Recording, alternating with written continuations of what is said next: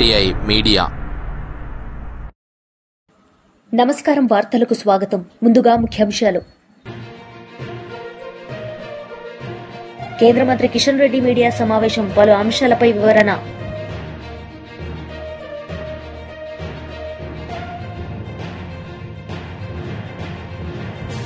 మాజీ మంత్రి అంబటి రాంబాబు మీడియా సమావేశం, పలు అంశాలపై వివరణ.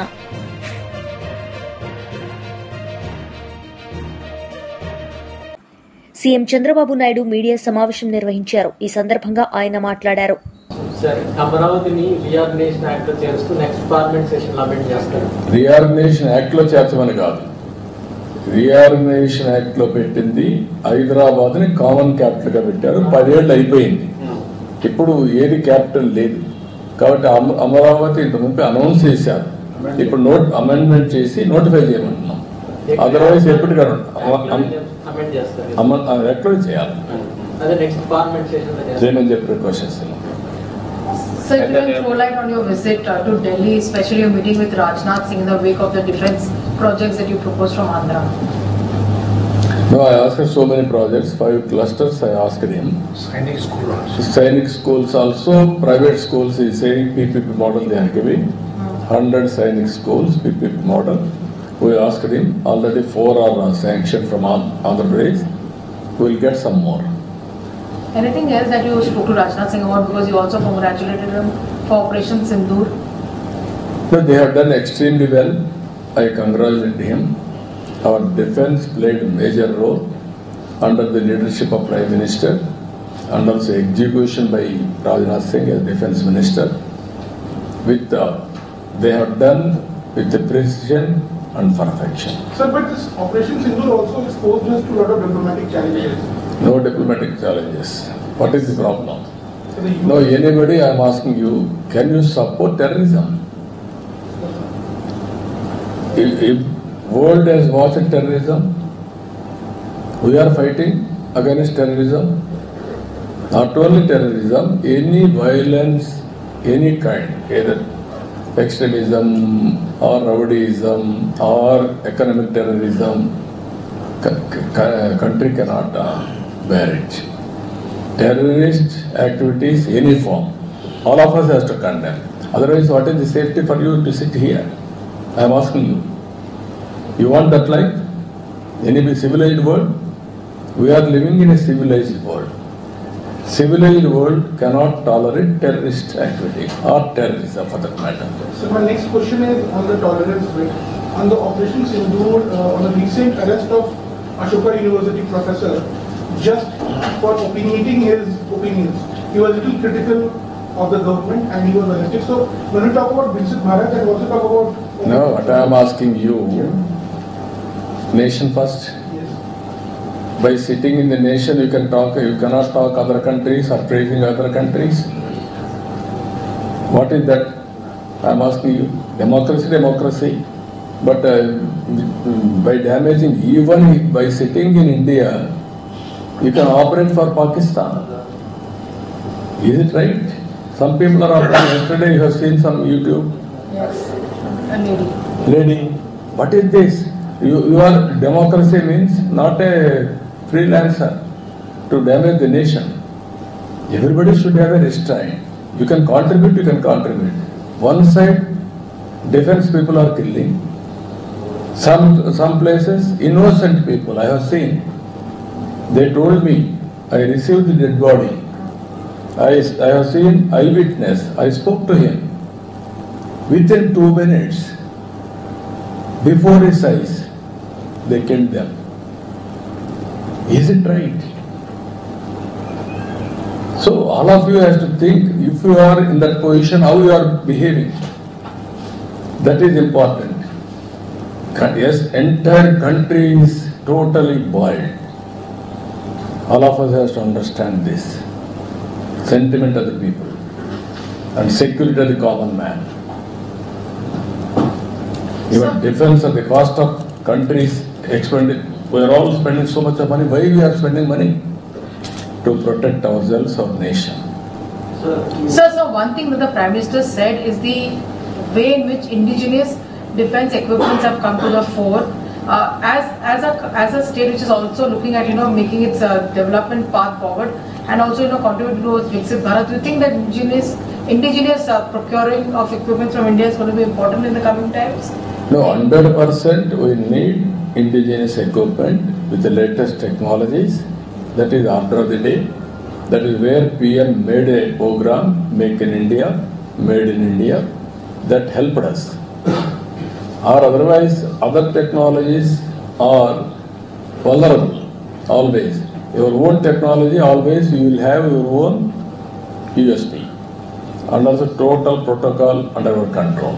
So you spoke about the green energy corridor.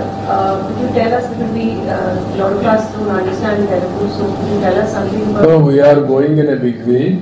PM has given a. BRS leader Dasoju Shravan Kumar media సమావేశం నిర్వహించారు. ఈ సందర్భంగా ఆయన మాట్లాడారు. Various development indicators లో we are competing with the various chief ministers in the country. కానీ రేవంత్ రెడ్డి గారు విచ్చలవిడి దోపిడిలో అవినీతిలో ఇవాళ పోటీ పడుతూ రాష్ట్రాన్ని ఎల్లలు దాటిపోయి ఇవాళ జాతీయ స్థాయిలో ఇవాళ పెద్ద పేరు తెచ్చుకున్నాడు. ఆ పెద్ద పేరు ఏందయ్యా అంటే ఇవాళ యంగ్ ఇండియా నేషనల్ హెరాల్డ్ కేసుల్లో ఆయన కూడా ఈ అవినీతికి పాల్పడ్డాడు అని చెప్పని ఇవాళ ఛార్జ్ షీట్లో ఆయన పేరు రావటం, ఇది పూర్తిగా కూడా తెలంగాణ సమాజానికి, తెలంగాణ ప్రభుత్వానికి, సభ్య సమాజానికి సిగ్గుచేటైనటువంటి ఒక విషయం అని చెప్పని ఈ సందర్భంగా బీఆర్ఎస్ పార్టీ తరఫు నుండి మేము తెలియజేస్తా ఉన్నాం. గతంలో పిసిసి అధ్యక్ష పదవి, ప్రదేశ్ కాంగ్రెస్ కమిటీ అధ్యక్ష పదవి ఓ 40-50 కోట్ల రూపాయలు ఖర్చు పెట్టి కొనుక్కున్నాడని చెప్పని సాక్షాత్తు తన సహచర మంత్రివర్గ సభ్యుడు కాంగ్రెస్ పార్టీ సీనియర్ నాయకుడు అయినటువంటి కోమటిరెడ్డి వెంకటరెడ్డి గారు అన్నటువంటి ఒక విషయం మీడియా వాళ్లకు తెలుసు, ప్రజలందరికీ కూడా తెలుసు. నేను మరొకసారి గుర్తు చేస్తా ఉన్నాను. అయితే కోమటిరెడ్డి వెంకటరెడ్డి గారు అన్నటువంటిది నిజము అని చెప్పని వాళ్ళ నేషనల్ హెరాల్డ్ కేసులో ఈ ఛార్జ్ షీట్లో ప్రూవ్ అయిపోయింది. ఎందుకంటే పిసిసి అధ్యక్ష పదవి ముఖ్యమంత్రి కాకముందే, ముఖ్యమంత్రి పదవిలో కూర్చోనకముందే తాను పిసిసి అధ్యక్ష పదవి కోసమా అన్నట్లుగా తోటి నాయకులందరినీ ప్రోత్సహించి తాను డబ్బులు పెట్టడంతో పాటుగా మిగతా వాళ్ళందరినీ కూడా డబ్బులు పెట్టండి, పెడితే మీకు పదవులు ఇప్పిస్తా అని చెప్పని లాలూచి పడ్డడు అని చెప్పని స్పష్టంగా ఛార్జ్ షీట్లో పేర్కొన్నట్టుగా మనం వార్తలన్నీ వింటా ఉన్నాం. అంటే కోమటిరెడ్డి వెంకటరెడ్డి గారు ఆ రోజు ఏదైతే 40-50 కోట్లు పెట్టి పిసిసి అధ్యక్ష పదవి కొనుక్కున్నాడు అన్నాడో, విహెచ్ గారు లాంటి వాళ్ళు కూడా ఈ మాట అన్నటువంటి ఒక విషయం నాకు గుర్తుంది. ఇవన్నీ కూడా మరొకసారి వాళ్ళ నేషనల్ హెరాల్డ్ కేసులో ఎన్ఫోర్స్మెంట్ డైరెక్టరేట్ వేసినటువంటి ఒక ఛార్జ్ షీట్ ద్వారా ఇవన్నీ కూడా ప్రూవ్ అవుతున్నాయి. దీనికి రేవంత్ రెడ్డి గారు ఏం సమాధానం చెప్తారు? ఇప్పటి వరకు కూడా తేలిగుట్టిన దొంగ లెక్క కనీసం ఇంతవరకు ఆ అంశం మీద ఒక ట్వీట్ కానీ, లేకపోతే ప్రెస్ మీట్ కానీ, ఒక ప్రెస్ నోట్ కానీ, ఒక వివరణ కానీ ఇచ్చినటువంటి ఒక దాఖలాలు లేవు. అంటే ఈడీ వేసినటువంటి ఒక ఛార్జ్ షీట్లో పొందుపరచబడిన అంశాలని రేవంత్ రెడ్డి ఒప్పుకున్నట్టుగానే భావించవలసి వస్తున్నట్టు ఒక విషయాన్ని తెలియజేస్తా ఉన్నాం. రెండో విషయం ఏంటంటే, ఒక విషయం నేను మీడియా మిత్రులను కూడా దయచేసి, మీడియా మిత్రులను, ఈ కార్యక్రమాన్ని చూస్తున్నటువంటి ఒక తెలంగాణ సమాజాన్ని కూడా దయచేసి లోతుగా ఆలోచించాలని చెప్పని నేను కోరుతా ఉన్నా. ఒకవేళ సాక్షాత్తు ఈ రాష్ట్రానికి పెద్ద ముఖ్యమంత్రి, మనందరికీ పెద్ద కుర్చీలో కూర్చున్నటువంటి ఒక వ్యక్తి, రాజ్యాంగబద్ధమైనటువంటి ఒక పదవిలో కూర్చున్న వ్యక్తి, భారత రాజ్యాంగం మీద ప్రమాణం చేసి అవినీతి రహితంగా అందరికీ ఆదర్శవంతంగా పరిపాలన అందిస్తా అని చెప్పని కుర్చీలో కూర్చున్నటువంటి ఒక వ్యక్తి గతంలో ఓటుకున్నట్టు దొంగ కావచ్చు, భూ సెటిల్మెంట్లు కావచ్చు, ఆర్టీఐ సెటిల్మెంట్లు కావచ్చు, ఇవన్నీ పక్కకు పెట్టిన తర్వాత భారత రాజ్యాంగం మీద ప్రమాణం చేసి కూర్చున్న తర్వాత ఆ వ్యక్తి ఒకవేళ లంచగొండి అని చెప్పని తేలిన తర్వాత మీరు చెప్పండి, ఆయన కింద పనిచేసేటువంటి ఒక ఐఏఎస్లు కానీ, ఐపీఎస్లు కానీ, సెక్రటరీలు కానీ, సెక్రటేరియట్లో పనిచేసే ఉద్యోగస్తులు కానీ ఆయనకేమైనా గౌరవం ఇస్తారా? మా నాయకుడే ఇంత పెద్ద దోపిడిదారు అయినప్పుడు, ఇంత పెద్ద లంచగొండ అయినప్పుడు మేము లంచాలకు పాల్పడితే మాకొచ్చే నష్టమైంది అని చెప్పని ఒకవేళ ఐఏఎస్లు, ఐపీఎస్లు లేకపోతే సెక్రటేరియట్లో ఉన్నటువంటి ఒక ఉద్యోగస్తులు, ప్రభుత్వంలో ఉన్న ఉద్యోగస్తులు అనుకున్నట్టయితే రాష్ట్రం ఏ స్థాయికి దివాలా తీసిపోతుంది, ఎంత దుర్మార్గంగా దిగజారిపోతుందో ఒక్కసారి మీడియా సోదరులు కావచ్చు, ఈ కార్యక్రమాన్ని చూస్తున్న ప్రజలు కావచ్చు దయచేసి ఆలోచించాలని చెప్పని, లోతుగా విశ్లేషించాలని చెప్పని నేను విజ్ఞప్తి చేస్తూ ఉన్నాను. మనం అందరం గుడికి పోతాం, మనమందరము పవిత్రంగా భావిస్తూ గుడికి పోతాం. ఆ గర్భగుడిలో ప్రవేశించేటువంటి ఒక అధికారం ఒకే వ్యక్తికి ఉంటుంది. ఒకవేళ ఆ గర్భగుడిలో పోయేటువంటి ఒక వ్యక్తి తప్పుడు పనులు చేసినట్టయితే ఎంతైతే అపవిత్రంగా ఫీల్ అవుతామో, ఎంతైతే బాధపడతామో, ఎంతైతే ఆ గుడికి పోవడం బంద్ చేస్తామో, అట్లాగే ఇవాళ అంతకంటే మాజీ మంత్రి అంబటి రాంబాబు మీడియా సమావేశం నిర్వహించారు. ఈ సందర్భంగా ఆయన మాట్లాడారు. ఒక టీమ్గా వచ్చి ఉప్పుతోళ్ల హరికృష్ణని, అదేవిధంగా చల్లా ప్రేమ్ కుమార్ని, ఇద్దరిని కూడా లోపలికి వెళ్ళి పరామర్శించి జరిగిన విషయాలు తెలుసుకొని మీడియా ముందుకు రావటం జరిగింది. చాలా దురదృష్టం, చెప్పాలంటేనే కొంత సిగ్గుగా ఉంది. ఒక ప్రజాస్వామ్య దేశంలో ఒక వ్యక్తిని పట్టుకు వెళ్ళి రక్షక భటులు అనేవారు, అంటే పోలీసులు పట్టుకు వెళ్ళి కొట్టడం, దారుణంగా చిత్రహింసలకు గురి చేయటం అనేది చాలా దారుణమైనటువంటి అంశం. నిజంగా ఉప్పుతోళ్ల హరికృష్ణ చెప్పిన మాటలు నా మాటలుగా చెప్పాలంటే, ఆయన ఉదయం 4 గంటలకి పోలీసు వారు వచ్చారు. అది కూడా ఎవరో జానీ భాష అంట, ఆ గ్రామంలో ప్రత్యర్థి రాజకీయ పార్టీకి, తెలుగుదేశం పార్టీకి చెందినటువంటి నాయకుడు. ఆయన కారులో వచ్చారు.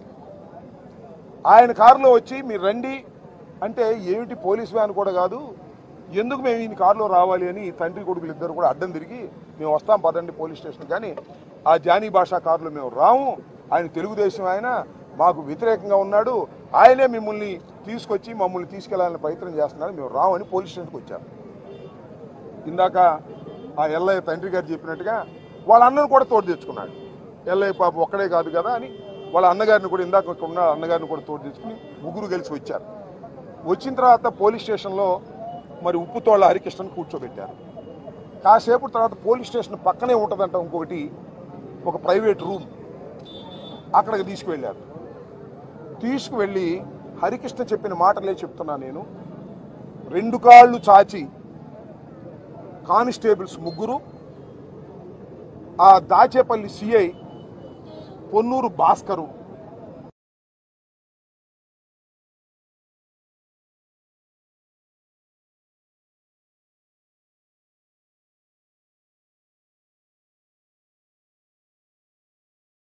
వచ్చి ఆ 2 కాళ్ళ మోకాళ్ళ మీద నిలబడి ముఖం మీద కొట్టడం. What is this? ఏం చేశాడు ఆయన? అతను ఏం ఘోరం చేశాడు? వైఎస్ఆర్ కాంగ్రెస్ పార్టీలో ఉన్నాడు, అయితే పోలీసులు ఏదైనా ఉంటే కేసు పెట్టండి. పెట్టారుగా 307 అంటే 109 బిఎన్ఎస్ పెట్టారు. అంటే మనిషిని చంపబోయాడని ఓ ఫాల్స్ కేసు పెట్టారు. మరి కొట్టడం ఏంటి? ఒక మనిషి ఇట్లా కొట్టడం ధర్మమేనా? అసలు ఆ సిఐ గారి పద్ధతి ఏంటి?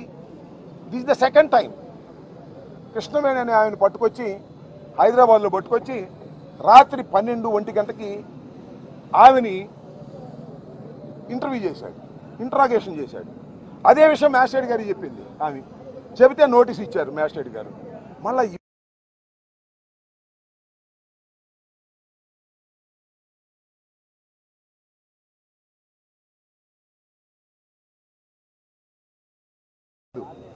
వీళ్ళ నాన్నగారు పెదనాన్న వెళ్ళి అరుస్తూ గందరగోళం చేస్తే, మళ్ళా మా పార్టీకి చెందిన వాళ్ళందరూ కూడా వెళ్ళి ఏంటి అయితే కొడుతున్నారని పెద్దగా అరిస్తే, ఇవాళ పేపర్లో కూడా వచ్చి ఈనాడు రాశాడు, ఇది వైఎస్ఆర్ కాంగ్రెస్ పార్టీ వాళ్ళు దౌర్జన్యం చేశారంట అని రాశాడు ఈనాడు. ఆయన దౌర్జన్యం కాదు, రక్షించుకోవడానికి కేకలేస్తూ వెళ్ళారు.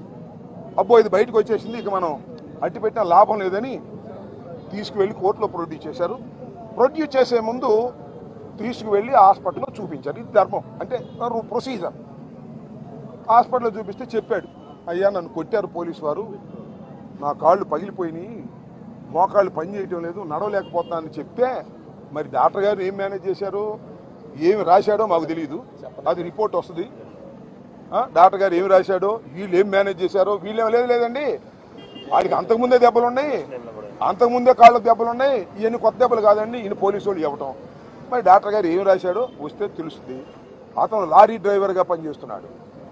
ఎందుకంటే తంగెడలో ఎన్నికలు అయిపోయిన తర్వాత ఎన్నికల్లో జరిగిన గొడవల వల్ల ఇతన్ని కొడతారని కేంద్ర మంత్రి కిషన్ రెడ్డి మీడియా సమావేశం నిర్వహించారు. ఈ సందర్భంగా ఆయన మాట్లాడారు. కూడా దీని ద్వారా ప్రధానంగా తెలంగాణ రైతులకు అందుబాటులో రానున్నదనే విషయాన్ని కూడా మనం చేస్తా ఉన్నాను. ముఖ్యంగా ఈ సెంటర్ ద్వారా రైతుల యొక్క వ్యవసాయ క్షేత్రాలకు వెళ్ళి రైతులతో సమావేశాలు నిర్వహించి రైతులను మిల్లెట్ పంటను ప్రోత్సహించే విధంగా ఈ సెంటరు ప్రయత్నం చేస్తుంది. దాని ద్వారా తెలంగాణ రైతులకు ఇతోధికమైనటువంటి మేలు జరుగుతుందనే విషయాన్ని కూడా మనం చేస్తా ఉన్నాను. ఈ యొక్క సెంటర్తో పాటు ఎక్సలెన్స్ సెంటర్ ఏదైతే ఇప్పుడు అనుకుంటున్నామో దాని ద్వారా రైతులకు కూడా ప్రాపర్ ట్రైనింగ్ కూడా రెగ్యులర్గా ఇచ్చేటువంటి ప్రయత్నం చేస్తాం. మిల్లెట్స్ ఉత్పత్తి, దాంతోపాటు వాల్యూ యాడెడ్ చిరుధాన్యాల ద్వారా వాల్యూ యాడెడ్కి సంబంధించినటువంటి ప్రొడక్ట్స్, దాని మార్కెటింగ్ కూడా చూస్తాం. ఈరోజు మనం చూస్తాను బిస్కెట్స్ తయారవుతాయి, కేక్స్ తయారవుతాయి, అనేక రకాల ఉత్పత్తులు మిల్లెట్స్ ద్వారా అద్భుతంగా తయారు చేస్తూ ఉన్నారు. ఇతర దేశాల్లో కూడా స్టార్ట్ అయింది. మనము ప్రవేశపెట్టినటువంటి మిల్లెట్స్ ఇతర దేశాల్లో కూడా వాల్యూ యాడెడ్ ప్రొడక్ట్స్ తయారవుతుంది. దీని రానున్న రోజుల్లో మన హైదరాబాద్ నగరంలో మిల్లెట్స్ సంబంధించినటువంటి వాల్యూ యాడెడ్ పైన కూడా సమగ్రమైనటువంటి పరిశోధన, దానికి సంబంధించి మరి శిక్షణ కూడా ఇచ్చేటువంటి కార్యక్రమం కూడా కొనసాగుతుంది. దానికి సంబంధించినటువంటి రీసెర్చ్ కూడా కొనసాగుతుంది. అంతేకాకుండా ప్రాపర్ వాల్యూ ప్రొడక్ట్స్ సేల్ చేసుకోవడం కోసం, దాని మార్కెటింగ్ కోసం కూడా వాల్యూ చైన్ కూడా దీని ద్వారా ఏర్పాటు చేయబోతున్నాం అనే విషయాన్ని మనం చేస్తా ఉన్నాను. దీంతోపాటు మరి స్టార్టప్ కంపెనీలను ఈ యొక్క మిల్లెట్స్లో వాల్యూ యాడెడ్ ప్రొడక్ట్స్ కోసం స్టార్టప్ కంపెనీలను కూడా ప్రోత్సహించేటువంటి ఒక ప్రత్యేకమైనటువంటి మిషన్ కూడా ఈ సంస్థ ద్వారా తీసుకురాబోతున్నాం అనే విషయాన్ని ఈ సందర్భంగా మనయేస్తున్నాను. మరొక ఇన్స్టిట్యూట్ రైల్వే సెక్యూరిటీకి సంబంధించి ఏదైతే కవచ్ ఈరోజు దేశంలో రైల్వే మినిస్ట్రీ తీసుకొస్తా ఉందో ప్రమాదాలను అరికట్టడం కోసం, దానికి సంబంధించి హైదరాబాద్ నగరంలోనే ప్రధానమంత్రి గారు స్వయంగా మాట్లాడిన తర్వాత వారు అంగీకరించారు. Kavach project centre of excellence అదొక ఇన్స్టిట్యూట్ కూడా ఈరోజు హైదరాబాద్ నగరంలో ఏర్పాటు కాబోతుందనే విషయాన్ని మనం చేస్తా ఉన్నాను.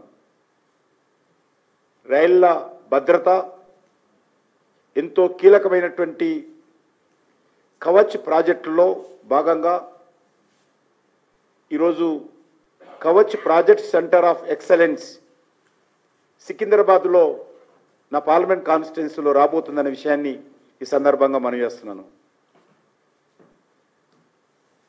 ఈ ప్రభుత్వము, కేంద్ర ప్రభుత్వము మొదటగా 41 కోట్ల రూపాయలు తాత్కాలికంగా ఇన్ఫ్రాస్ట్రక్చర్, ఆ సెంటర్ ఏర్పాటు కావాల్సినటువంటి ఇన్ఫ్రాస్ట్రక్చర్ కోసం కేటాయించింది. అదేవిధంగా మరొక 274 కోట్లు ఇన్స్టిట్యూట్కి సంబంధించినటువంటి ఎక్విప్మెంట్స్, రీసెర్చ్ యాక్టివిటీ, దీనికి సంబంధించినటువంటి ప్రాపర్ ట్రైనింగు, ఇదంతా కూడా ఆల్మోస్ట్ మరో 274 కోట్లు అడిషనల్గా మరి ప్రభుత్వం మంజూరు చేసిందనే విషయాన్ని మనం చేస్తా ఉన్నాను. మన యొక్క ఇండిజియస్ టెక్నాలజీతో దేశీయంగా అభివృద్ధి చేస్తున్నటువంటి ఈ టెక్నాలజీ, ఈ కవచ్ డిజైనింగ్ సంబంధిత అంశాల మీద ఈ సెంటర్ ఆఫ్ ఎక్సలెన్స్ కంటిన్యూయేషన్గా విస్తృతమైనటువంటి పరిశోధనలు చేయనున్నది. రైల్వే ఆపరేషన్స్, దాని భద్రత, హై లెవెల్ టెక్నాలజీ డెవలప్మెంట్ చేయడము, అదేవిధంగా రైల్వే డ్రైవర్స్ కావచ్చు, లేకపోతే టెక్నీషియన్స్ కావచ్చు, వాళ్ళందరూ కూడా క్వాలిటీ. టీడీపీ లీడర్ మీడియా సమావేశం నిర్వహించారు. ఈ సందర్భంగా ఆయన మాట్లాడారు. ఘనత కూడా కూటమి ప్రభుత్వాన్ని. ఇవన్నీ కనపడతా ఉన్నాయి. నీకేం అర్థం కావట్లా, ఏం చేయాలో అర్థం కాని పరిస్థితిలో ఇటువంటి 2.5 గంటల ప్రెస్ మీట్ ఏంటా? మాజీ ముఖ్యమంత్రి నవ్వుకుంటున్నారు జనం. నీ పేపర్ ఉంది, ఛానల్ ఉంది కాబట్టి ఏదో రాస్తారులే. అసలు దాన్ని ఏ విధంగా తయారు చేసి ఏ విధంగా పంపించాలనే దానికి విలేకరులకు అర్థం కావట్లేదు. ఏ విధంగా 2.5 గంటల ప్రెస్ మీట్ ఏ విధంగా ప్రజలకు చూపించాలనే దానికోసం. అందులోనే విజయసాయిరెడ్డి గురించి మాట్లాడుతున్నావు. విజయసాయిరెడ్డి గారు చంద్రబాబు నాయుడు గారు తొత్తయ్యాడని. నువ్వు A1, ఆయన A2, మీరిద్దరు జైలు మేట్లు. అన్ని సంబంధాలు మీ ఇద్దరికి ఉన్నాయి. ఎవరికే సంబంధం? ఆయన వచ్చాడో, ఆయన నువ్వే పంపించావో, ఎక్కడ పంపించావో? రాజ్యసభ అమ్ముకున్నాడు అన్నాడు, ఆయన అమ్ముకున్నాడో నువ్వు అమ్మించావో? అసలు విజయసాయిరెడ్డికి ఎవరికేం సంబంధం? నీ మనిషి. ఇవన్నీ కూడా ప్రజలు చూస్తా ఉన్నారు. IAS IPSలు జైల్లో పంపుతున్నారన్నారు. పాపం వాళ్ళ కర్మ. నీ తండ్రి అధికారులు ఉన్నప్పుడు నువ్వు చేసినటువంటి పాపాలకి IASలు ఆ రోజు జైల్లోకి పోయారు.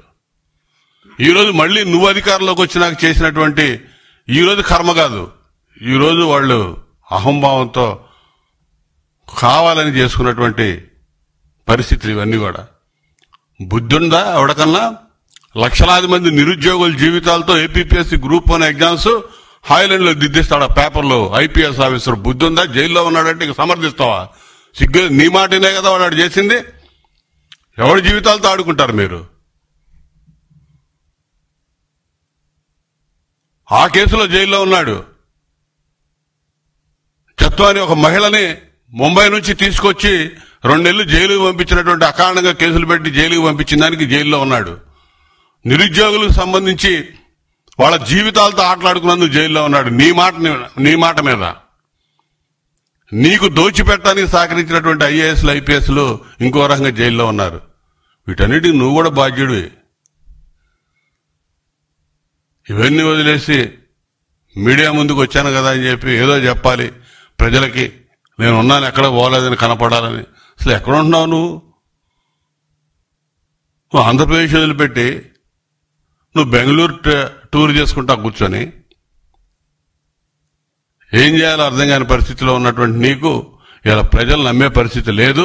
ఇవాళ నువ్వు విధ్వంసానికి గురి చేసినటువంటి రాష్ట్రాన్ని చక్కదిద్దుకోవడానికి, ముందుకు నడిపించడానికి అహోరాత్రులు చంద్రబాబు నాయుడు గారి నాయకత్వంలో కూటమి ప్రభుత్వం కష్టపడి పనిచేస్తా ఉంది. ఖచ్చితంగా నువ్వు వైఎస్ఆర్సీపీ లీడర్ మీడియా సమావేశం నిర్వహించారు. ఈ సందర్భంగా ఆయన మాట్లాడారు. జరగనటువంటి దారుణాలు ఈ రోజు జరుగుతున్నటువంటి పరిస్థితి చూస్తే కూటమి అనే ప్రభుత్వం వైఎస్ఆర్ కాంగ్రెస్ పార్టీలో ఎవరున్నా వాళ్ళ కోకట వేళ్లతో వాళ్ళని పెగలించాలి అని ప్రయత్నం చేస్తున్నటువంటి వారందరికీ మేము ఒకటే చెప్తున్నాం. మీరు ఎంత హింసించినా ఓర్పుతో సహనంతో పోరాటం చేస్తున్నాం. ఇబ్బందులు గురి చేస్తున్నా భరిస్తున్నాం. అన్ని విధాల సహనంతో పాటిస్తున్నాం. చట్ట ప్రకారంగా కూడా ప్రయత్నం చేస్తున్నాం. ఇవన్నీ పక్కన పెడితే ఒక CI గారు ప్రజల్ని కాపాడాల్సినటువంటి పరిస్థితుల్లో ఉన్న ఆ డిపార్ట్మెంట్ మీద ప్రజలకి నమ్మకం అనేది లేకుండా ప్రజల్ని చిత్రహింసలు చేయటమే భాగంగా ఈ CI గారు చూస్తుంటే ఆ అబ్బాయిని కాళ్ళు పడుగ్గా సాపించి కొట్టినంతసేపు కొట్టి ఆయనకు అలుపు వచ్చి ఈ 2 కాళ్ళ మీద నిలబడి బూటు కాళ్ళతోటి తొక్కుతూ ఉంటే సార్ కాళ్ళు ఇరిగిపోయినాయి సార్, కాళ్ళు ఇరిగిపోయినాయి సారా అని ఏడుస్తూ ఉంటే పైశాచిక ఆనందంతో ఇప్పుడు నేను వీళ్ళందరూ ముందు వచ్చారు, నా వెనక్గా ఉన్నారు, అక్కడ చెప్పుకోలేని కాడ కూడా కాలుతో చేశాడండి అని చెప్తున్నారు. అంటే బేర్జాలు కూడా టచ్ చేశాడండి.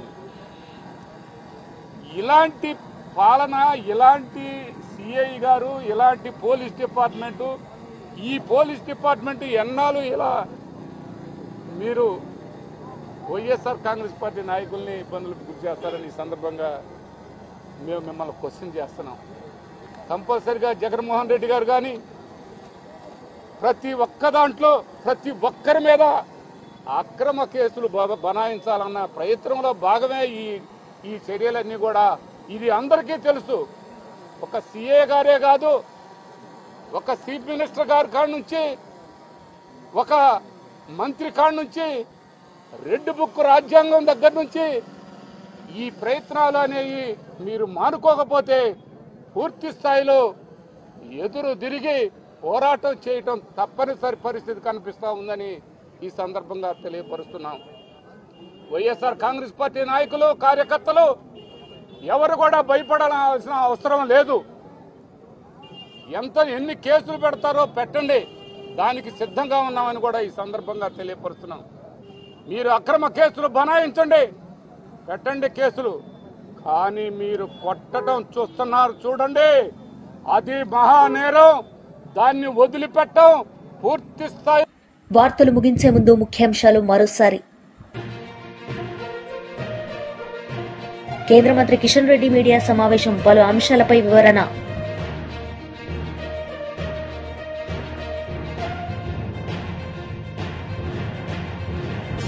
మాజీ మంత్రి అంబటి రాంబాబు మీడియా సమావేశం, పలు అంశాలపై వివరణ.